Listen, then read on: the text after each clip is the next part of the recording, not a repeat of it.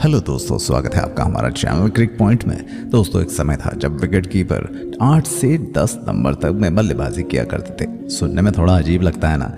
जो wicket keeper बल्लेबाज आज ऊपरी क्रम में बल्लेबाजी करते हैं वो केवल एक नाइट वॉचमैन के तौर पर ही कभी ऊपर बल्लेबाजी करते थे। परंतु सच ये है, वो दौर था जब एक विकेट कीपर का चयन केवल कीपिंग करने के लिए ही प्लेइंग 11 में होता था, बल्लेबाजी के लिए नहीं। लेकिन कहते हैं ना, परिवर्तन प्रकृति का नियम है। जैसे जैसे समय बीतता गया, टीमों ने महसूस किया कि अगर विश्व क्रिकेट में अपना दबदबा बनाना है तो अपने खेलने का स्तर ऊंचा करना होगा। इसके लिए बल्लेबाजी में गहराई लानी होगी और यहीं से तलाश शुरू हुई ऐसे खिलाड़ियों की जो बढ़िया विकेट कीपिंग के साथ निरंतर मध्य और ऊपरी क्रम में बल्ले से भी कुछ कमाल कर दिखाएं। क्योंकि ऐसे खिलाड़ी न केवल एक अतिरिक्त डायमेंशन लाते हैं, बल्कि इससे किसी भी टीम के बल्लेबाजी लाइनअप में भी और संतुलन आता है। और इसी परिणाम स्वरूप विश्व को इयान हिली, एडम गिलक्रिस्ट, मार्क बाउचर और कुमार संगकारा जैसे महान विकेट कीपर बल्लेबाज मिले।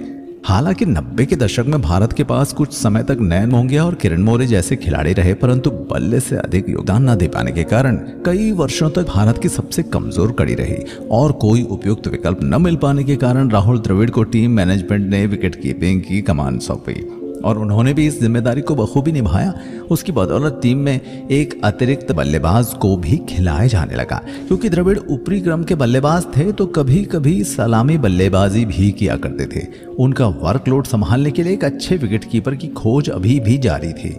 इस दौरान कई एक्सपेरिमेंट भी हुए और आखिरकार 2005 में कड़ी मशक्कत के बाद भारत को विश्व का सबसे बेहतरीन विकेट कीपर बल्लेबाज महेंद्र सिंह धोनी के रूप में मिला। धोनी मौका मिलते ही कसौटी पर खरे उतरे और साथ ही उन्होंने कई रिकॉर्ड बनाते हुए विकेट कीपिंग बल्लेबाजों के लिए नए पैमाने स्थापित किए। हालांकि शुरू में उनकी तकनीक इतनी बढ़िया नहीं थी, पर उनकी बल्लेबाजी गजब की थी। उनका स्थान टीम में पक्का हो गया। लेकिन जैसे कि आप जानते हैं, एक सिक्के के दो पहलू भी होते हैं। अब क्योंकि धोनी ने विकेट कीपिंग बल्लेबाजी का स्तर काफी ऊंचा उठा दिया था, जिससे टीम में मानो एक होड़ मच गई थी जिसमें धोनी सबसे आगे थे और उनके समक्ष गलती की गुंजाइश बिल्कुल नहीं थी। उनके टीम में पक्के स्थान का अर्थ था उस वक्त के अन्य सर्वश्रेष्ठ विकेट कीपरों को जो दुर्भाग्य से अपने करियर में आगे नहीं बढ़ पाए और पर्याप्त मौका मिलने के कारण वो मुकाबले में भी ना खेल सके। दोस्तों, आज की खास पेशकश में हम आपसे बात करने वाले हैं उन विकेट कीपर बल्लेबाजों की जिनका करियर धोनी युग में होने के कारण बुलंदियों को नहीं छू सका और मात्र उनकी वो परछाई बनकर रह गए। हमारी इस लिस्ट में 5वें नंबर पर आते हैं रिद्धिमान साहा। रिद्धिमान साहा उन बदनश खिलाड़ियों में से एक हैं जिनकी बल्लेबाजी अच्छी थी, साथ ही उनके विकेट कीपिंग टैलेंट को भी विराट कोहली समेत कई दिग्गजों ने सराहा और दुनिया के सर्वश्रेष्ठ कीपर बताया। लेकिन बावजूद इसके उनका करियर दो युग के बीच में आकर पिस गया। फिर चाहे धोनी युग में मौके की राह देखना हो या ऋषभ पंत के दौर में बेंच पर बैठना हो, यूं तो साहा एक विकेट कीपर बल्लेबाज हैं, लेकिन उन्होंने 2000 टेस्ट में अपना पदार्पण एक स्पेशल बल्लेबाज के रूप में किया। उन्हें अपने करियर के अधिकांश समय में मैच पर ड्रिंक्स ले जाते देखा गया। उन्हें मौके तब मिले जब 2014 में धोनी ने टेस्ट से संन्यास लिया और 2017 में ऑस्ट्रेलिया के खिलाफ उनका कैच आज भी विश्व के टॉप विकेटकीपर कैचेस में से एक है। एशिया के बाहर शतक लगाने वाले पहले भारतीय विकेटकीपर बल्लेबाज बने, लेकिन 2018 में वो कई चोटों से जूझ रहे थे और जब उनकी सर्जरी हुई तो ऋषभ पंत ने कसौटी पर खरे उतरते हुए अपनी ताबड़तोड़ बल्लेबाजी से टीम में अपना स्थान पक्का कर लिया। उन्हें सिर्फ तभी मौके मिले जब टीम की पहली पसंद को आराम दिया गया और हाल ही में चयनकर्ताओं ने स्पष्ट कर दिया कि आगे श्रीकर भरत जैसे कीपर को तवज्जो दी जाएगी और उन्हें चयन के लिए मौके नहीं मिलेंगे और साथ ही उन्हें संन्यास के सुझाव भी मिलने लगे। साहा ने अपने करियर में 40 टेस्ट, 9 एक दिवसीय मुकाबलों में से क्रमशः 13,053 और 41 रन बनाए। और चौथे नंबर पर है नमन ओझा। नमन ओझा उन दुर्लभ खिलाड़ियों में से एक हैं जो विकेट कीपिंग और बल्लेबाजी के बराबर योगदान देने में सक्षम थे। उनकी आकर्षक स्ट्रोक प्ले से भरी बल्लेबाजी और फुर्तीली कीपिंग एक चालाक मिश्रण था, परंतु अफसोस कि उन्हें मंच नहीं मिला जहां दुनिया उनकी प्रतिभा को देख पाती। उन्हें देखकर आज भी ऐसा लगता है कि मानो आज भी उनमें काफी क्रिकेट बचा हो और ये कहना तो बिल्कुल भी गलत नहीं होगा कि वे सूची में सबसे बदकिस्मत खिलाड़ी हैं जिन्हें हर खूबी होने के बावजूद वो अंजाम नहीं मिला जिसके वो हकदार थे। उनका पूरा करियर घरेलू क्रिकेट में ही खत्म हो गया। उन्हें T20 पदार्पण करने का मौका 2010 में मिला, जब धोनी को आराम दिया गया। वहीं 2015 में उन्होंने अपना पहला और आखिरी टेस्ट खेला। इस टेस्ट में उन्होंने 56 रन बनाए और उन्हें सिर्फ एक टेस्ट, एक दिवसीय और 2 T20 मुकाबले खेलने का मौका मिला। तीसरे नंबर पर है रॉबिन उथप्पा। रॉबिन उथप्पा विश्व के उन चुनिंदा बल्लेबाजों में से एक हैं जिनकी कमान में हर तरह के शॉट्स मौजूद थे। फिर चाहे वो सलामी बल्लेबाज हो या मध्य क्रम पर बल्लेबाजी, उन्होंने कभी टीम को निराश नहीं किया। उन्होंने 2006 में अपने पहले ही मैच में 86 रन बनाकर सभी को काफी प्रभावित किया और साथ ही उस वक्त किसी भी भारतीय बल्लेबाज द्वारा अपने पदार्पण में सर्वाधिक रन बनाने का रिकॉर्ड भी उन्होंने बनाया। उसके अलावा 2007 T20 विश्व कप में भारतीय टीम को विजेता बनाने में भी उनका अहम योगदान रहा। बल्लेबाजी के अलावा उनकी फिटनेस और विकेट कीपिंग भी लाजवाब थी, लेकिन भारतीय टीम में उन्हें कभी विकेट कीपर के तौर पर देखा ही नहीं गया। वैसे तो उन्हें लगातार घरेलू क्रिकेट और IPL में रन बनाकर कई बार टीम में अपनी दावेदारी पेश की, लेकिन चयनकर्ताओं ने उनके चयन में रुचि नहीं दिखाई और इस नायाब हीरे का करियर कुछ अंतर्राष्ट्रीय मुकाबलों में ही सिमट कर रह गया। हालांकि रॉबिन ने एक इंटरव्यू में बताया कि उनके लिए सफेद जर्सी में भारत के लिए खेलना प्राथमिकता थी, इसलिए उन्होंने 25 वर्ष की आयु में लंबी पारियां खेलने की अपनी तकनीक में भी काफी बदलाव किया। उनकी बल्लेबाजी की आक्रामकता कहीं खो सी गई थी, जिसे वो अपने करियर की सबसे बड़ी भूल मानते हैं। लेकिन बावजूद इसके उन्हें आज तक एक भी टेस्ट खेलने का मौका नहीं मिला और 2015 के बाद वो नीली जर्सी में भी कभी दिखाई नहीं दिए। रॉबिन ने अपने करियर में 46 एक दिवसीय और 13 T20 अंतर्राष्ट्रीय मुकाबलों में केवल 934 और 249 रन बनाए। उसके अलावा रॉबिन ने अपने प्रथम श्रेणी करियर में 139 मुकाबलों में 9336 रन बनाए। और हमारी इस लिस्ट में दूसरे नंबर पर हैं पार्थिव पटेल।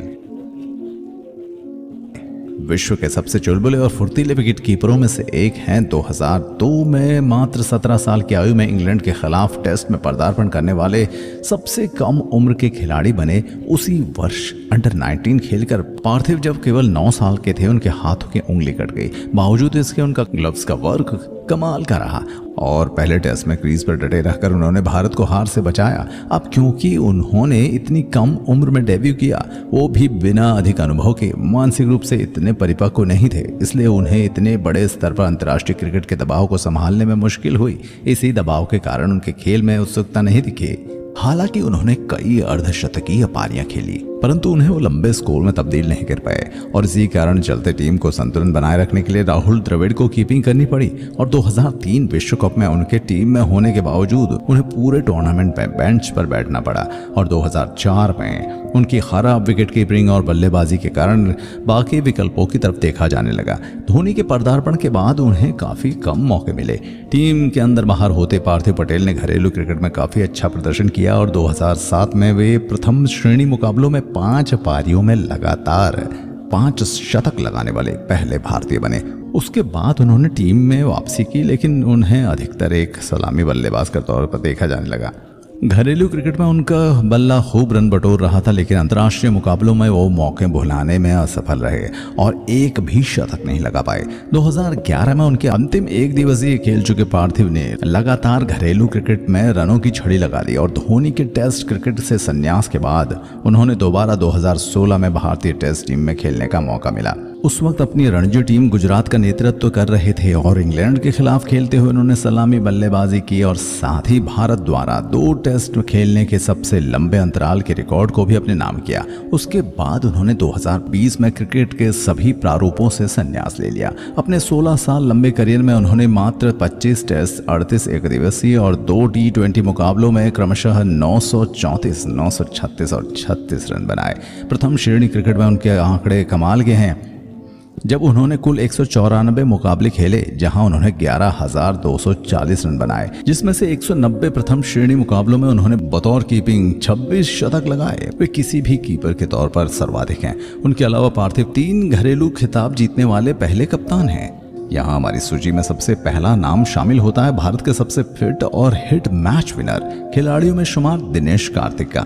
आपको ये जानकर हैरानी होगी कि तमिलनाडु के इस विकेट कीपर बल्लेबाज ने अंतर्राष्ट्रीय क्रिकेट में अपना पदार्पण 2004 में धोनी से पहले किया था।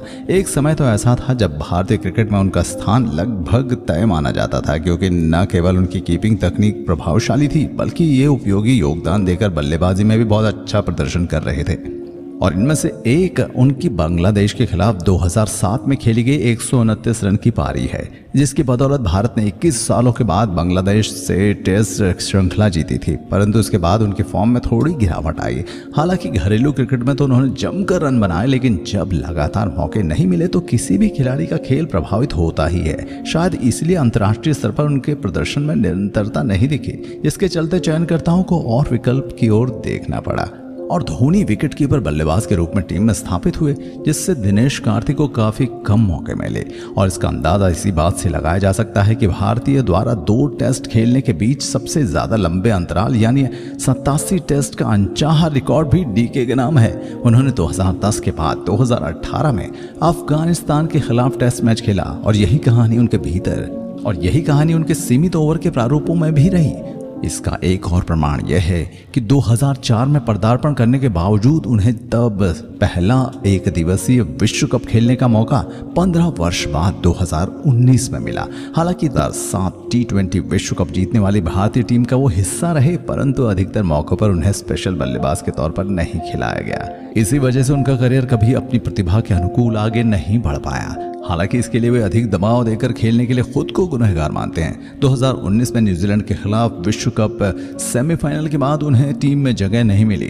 फिलहाल वो संन्यास के बारे में बिल्कुल नहीं सोच रहे हैं। अब उनका लक्ष्य 2023 विश्व कप खेलना है। एक फिनिशर की भूमिका निभाने की अपनी इच्छा भी उन्होंने जताई।